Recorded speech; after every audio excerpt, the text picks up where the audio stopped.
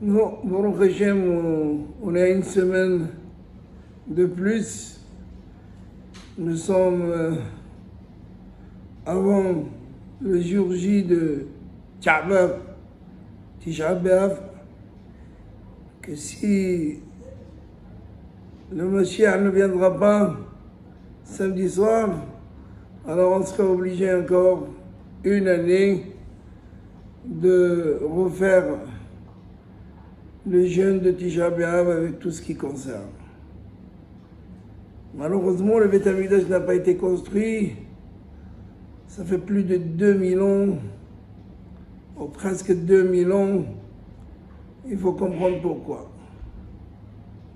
Pourquoi est-ce possible que lorsque quelqu'un prie, demande, fait quelque chose, souvent Kadosh Baruch Hu l'écoute, et là on va pleurer, on va verser des larmes, on va être complètement anéanti, et le Mashiach ne vient pas. Et le Beth Amikdash n'est pas construit. Alors comment il faut faire? Pourquoi? Pour cela, il faudrait qu'on parle un petit peu de la paracha déjà de la semaine. אלה הדברים אשר דיבר משה אל כל ישראל בעבר הירדן במדבר בערבה מול סוף בין פרן ובין תופל ולבן וחצרות ודי זהב. D'un coup, Moshe Rabbeinu il parle. Parce que Dieu l'envoie vers Pharaon.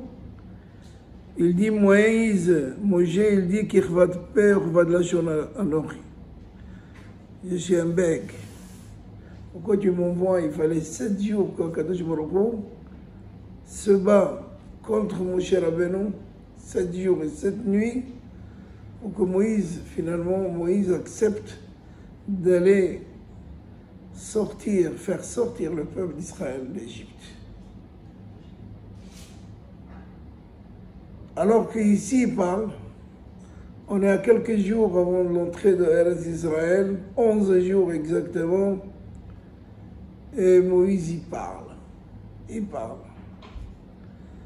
Devant Pharaon, tu ne peux pas parler, ici tu parles. Il faut comprendre. C'est que Moshe Rabbeinu, il était en train d'avertir le peuple, de leur transmettre un message sucré et salé. La carotte et le bâton. Maïesh, qu'est-ce qui se passe? C'est que Moshe Rabbeinu, il est en train de leur rappeler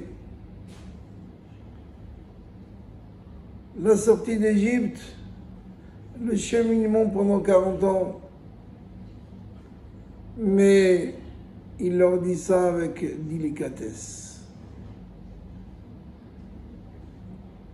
Bamidbar, dans le désert, vous avez tous, ou presque tous, pleuré, Nitenarosh, Menashuva, Mitzrayim, moi ça serait bien qu'on retourne en Égypte, puisqu'on est en train de manger du pain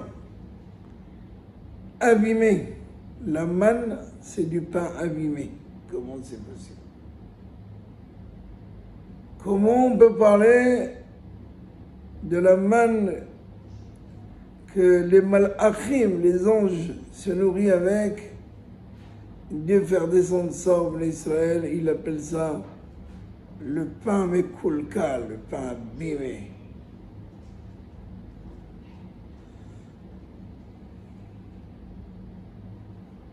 Ba'arava,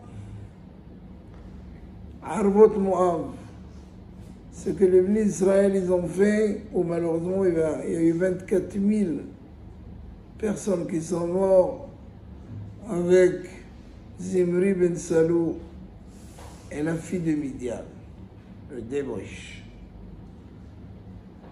l'inceste. Mais Moshe Rabbeinu il leur parle avec des énigmes, Ba'arava, voilà.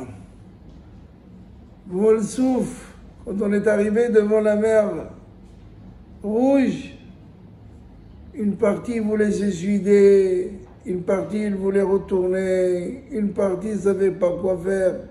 Aval, Akadosh Baruch Hu, il fait en sorte que grâce à Dieu, personne n'a pu retourner en Égypte, et au contraire, Akadosh Baruch Hu, il leur dit Adonai lahem lachem ve'atem taharishu. Moi je ferai la guerre, vous devez que prier. Et on traverse la mer Rouge. Ve'dizahav, de l'or. L'or en principe, il ne devait même pas exister au monde. On n'a pas besoin de l'or, qu'est-ce qu'il faut faire avec de l'or? On va construire une maison d'or, dorée. Non, c'est que Akadosh Baruch Hu nous a payé, il nous a donné notre bien qu'on avait besoin de prendre à la sortie d'Égypte. Nous sommes sortis d'Égypte, il fallait qu'on soit payé. Akadosh Baruch Hu nous a donné notre dû, on a travaillé et chacun de nous est parti avec de bien. Donc vous voyez, Moshe Rabbeinu, il approuve en Israël, mais il leur fait ça en silence, en beauté. Il ne leur dit pas, vous imaginez ce que vous avez fait, ce que vous avez transmis à vos enfants, vos petits-enfants. Et là, il leur dit ça par des symboles. Bamidbar, le désert, Barava, Morsou. Et là, mon rêve, Rabotai, Moshe Rabbeinu, il sait parler. Mais à qui on parle? Lorsqu'on parle à un juif, alors on sait parler. Lorsqu'il s'agit d'un goy, ils ne comprennent pas la parole. Ils comprennent la force. Mandalim Gavar, celui qui a de la force, celui qui a des tanks, celui qui a des avions, celui qui a des AWACS, alors le plus fort, il va gagner. Donc, Moshe Rabbeinu, il a compris qu'avec Paro, il faut de la force. La parole ne suffit pas. Avec Am Israël, il faut parler, il faut discuter, il faut dire.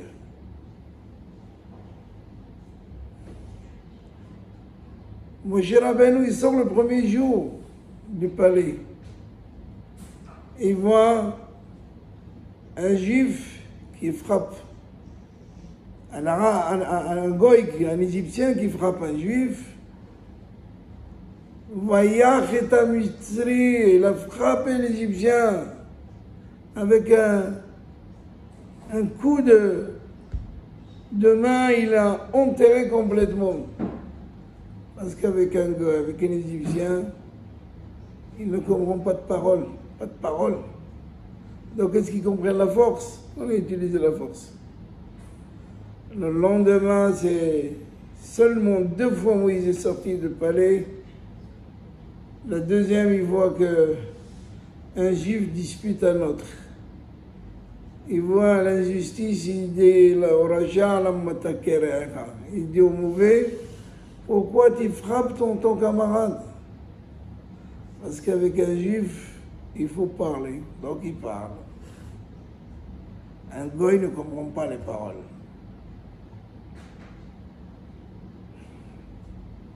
C'est écrit que le Harizal Alav Shalom, puisqu'on est dans la semaine de Zaïloula,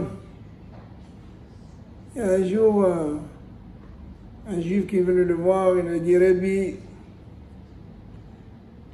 il n'y a pas une avera que je ne l'ai pas fait. J'ai tout fait. Et toutes les avera du monde, je les ai fait. Maintenant, je veux faire tchouva et je te demande comment il faut faire, qu'est-ce qu'il faut faire. Et là, le Harizal lui dit, tu es Hayav Mita. Il n'y a que la mort qui peut te séparer de tes Averot. J'accepte. Prépare-toi. Jeudi prochain, si tu es prêt, tu as dit au revoir à tout le monde. Surtout à ton argent, ta fortune. Alors tu viens devant tous les Talmidim et on va s'occuper de toi comme la halakha elle dit. Et voilà, il est arrivé les jours J. Il est fait asseoir. Il lui demande s'il a fait une vraie tchouva. Atati, Aviti, Pachati. Il pleure, il verse des larmes. Et une fois qu'il a tout fini, il a dit, bon, maintenant, tu es condamné à mort, ouvre ta bouche. Il ouvre sa bouche et le Harizal, il lui met une cuillère du miel. Tu vois le miel? Comme en bas. Le miel? Ouais, le miel. Du moment où tu as accepté de mourir pour tes avérotes, et tu étais prêt, tu as préparé le chemin, alors pour nous, c'est comme tu l'as fait. La teshuva, elle ne peut venir que par la discussion, par le dialogue. Alma Avdar, c'est dit Hakamim dans la Gemara. Pourquoi la terre? Pourquoi Israël a perdu le contrôle? Al-Uzma Metorati. Parce qu'ils ont abandonné ma Torah. Abandonné la Torah? Comment c'est possible d'abandonner la Torah? Oui, parce qu'ils ne sont pas occupés de la Torah au premier. Ils l'ont mis en dernier. Quand le fils il vient, il dit papa, je vais à l'école, bénissez-moi, allez, Bezrat Hashem, tu vas réussir l'examen de maths, d'anglais, espagnol, et un peu Torah. C'est ça, Al-Shilou Birchoub Tehillah. Ils ont mis la Torah en arrière, en dernier. La Torah doit être en premier. Si Am Israël a été protégé jusqu'à maintenant, c'est par sa Torah, c'est par ses études.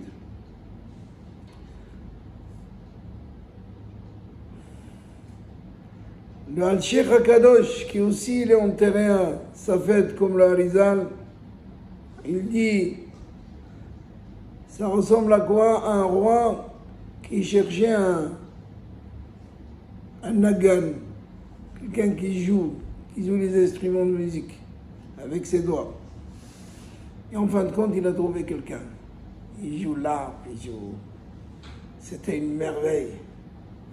Mais comme partout, la jalousie commence, on parle de lui. Ah, Sa Majesté, celui-là, il parle du mal à toi. Il parle à tout le monde, il fait n'importe quoi. Bon, mais le roi, il est affolé par ces instruments de musique. Qui dit, il ne veut pas écouter, il va entendre. Et voilà qu'un jour, il ne vient pas. Le musicien, il n'arrive pas au palais. Qu'est-ce qui se passe? Eh bien, il était en train de scier un bout de bois. Et malheureusement, il a scié ses doigts. Bon, sortez-le à la potence. Tout de suite. Tout le monde s'étonne. Comment c'est possible? Il ne peut plus jouer. Parce que j'ai vérifié tout ce qu'il a dit. C'était vrai, la plupart de ce qu'il a dit, c'était vrai. Donc maintenant qu'il ne peut plus fournir pour moi ce qu'il faut, on va se débarrasser de lui. Là, pourquoi? Parce que justement, quelqu'un qui a besoin d'Akadosh Baruch Hu, il doit s'adresser à Akadosh Baruch Hu. Yada Ashor Koneu. Le taureau, il connaît son maître. Vahamor evus ve'alav. Et l'âne, il connaît l'evus, l'endroit où son maître lui donne à manger. Un taureau connaît son maître. Hanan, est-ce que nous, on a la possibilité d'être l'âne qui reconnaît Hachem, ou le taureau? C'est qui ce taureau? C'est quoi ce taureau? C'était un goy qui avait un taureau. Il l'a acheté. Il l'a acheté chez un juif. Mais le taureau, il arrive d'un rabbin, et le taureau arrive Shabbat, il arrête de travailler. Qu'est-ce qui se passe? Il va voir son maître, il lui dit, monsieur, moi je t'ai acheté un taureau pour qu'il travaille tous les jours. Le Shabbat arrive, il ne travaille plus. Il va, il lui murmure dans l'oreille, alors, j'ai le taureau. Parce que maintenant tu as travaillé chez moi, tu as travaillé très bien, Ishalkoah, merci. Maintenant tu appartiens au goy, tu vas commencer à travailler Shabbat. Et le goy lui dit, qu'est-ce que tu lui as dit? Tu lui avais dit jour?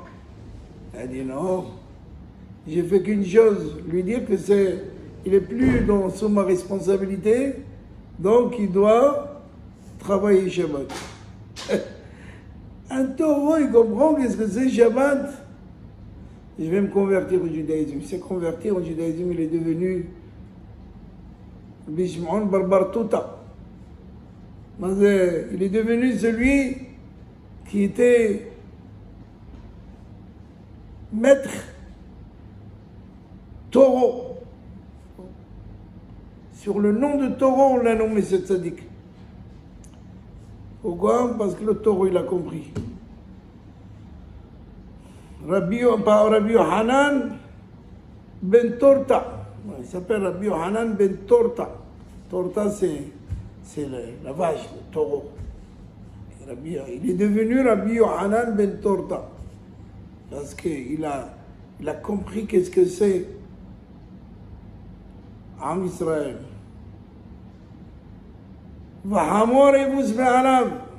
Le taureau, l'âne connaît l'endroit où son maître lui donne à manger. C'était quel âne? C'est celui de Rabbi Pinhas ben Yair. Rabbi Pinhas ben Yair. On s'est raconté qu'un jour il est arrivé dans un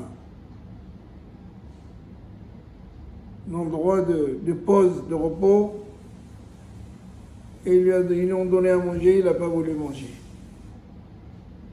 Alors, les personnes qui s'occupent, ils sont allés voir Rabbi Pinhas ben Yair, dit ton âne, il ne veut pas manger. Certainement, il est rassasié. Elle dit non, c'est pas possible, on a mangé le même jour. Puisqu'un homme, il doit d'abord nourrir ses animaux avant lui-même. Il faut s'occuper des animaux quand ils sont chez vous et quand ils sont permis d'être chez vous. Il a dit non, c'est que la sora que vous lui avez donnée, l'avoine, il n'est pas meroussar. Vous n'avez pas prélevé la hala. Les femmes prélèvent la hala aujourd'hui. Il faut avec ça, Baruch Hashem, beaucoup de nissim et niflaot. Eh bien, un âne qui a prélevé la hala il y a 2000 ans. Il n'y a pas on n'a pas prélevé de la hala, de maaser, je ne mange pas. Non. Comment on peut apprendre? Justement, c'est que d'un côté, il faut donner la cuillère de miel, mais de l'autre côté, il faut donner un coup de bâton. La carotte et le bâton. Il faut que ce soit ces deux choses. Nous sommes à la veille, comme on a dit tout au début de ce jour, à la veille de Tisha B'Av. Et si on veut que Be'ezrat Hashem, Tisha B'Av doit être annulé, et que ça fait presque 2000 ans qu'on prie, qu'on pleure, qu'on s'assoit par terre, qu'on met des cendres sur la tête, et Dieu ne nous écoute pas, c'est parce qu'on n'est pas ouhadim, parce qu'on n'est pas unis, parce que notre bouche, elle dit des bêtises. Notre bouche, elle n'est pas kadosh. Et quand la bouche n'est pas kadosh, Kadosh Baruch Hu n'écoute pas la tefila. Donc, pourquoi on s'étonne? Il ne faut pas s'étonner.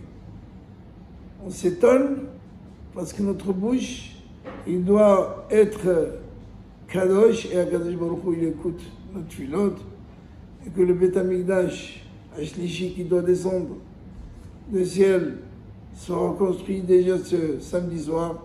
Comme ça, on évitera de faire le jeûne de Tisha B'Av. Shabbat Shalom, on Mevorach.